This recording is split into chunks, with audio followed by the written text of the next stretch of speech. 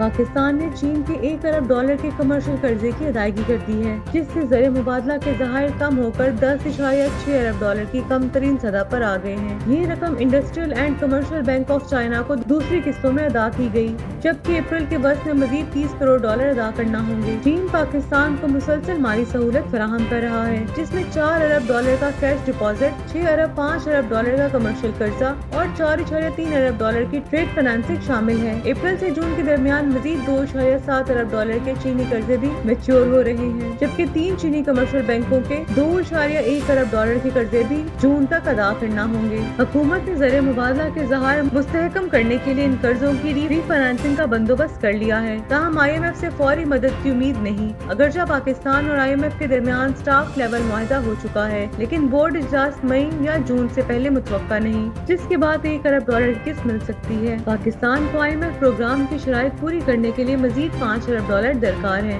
حالیہ مذاکرات میں IMF نے تسلیم کیا ہے کہ پاکستان کی بیرونی ادائیگیوں کی صورتحال مستحکم ہو چکی ہے، مگر روپے کی قدر میں دباؤ برقرار ہے اور ڈالر کے مقابلے میں اس کی قیمت $280.2 تک آ چکی ہے۔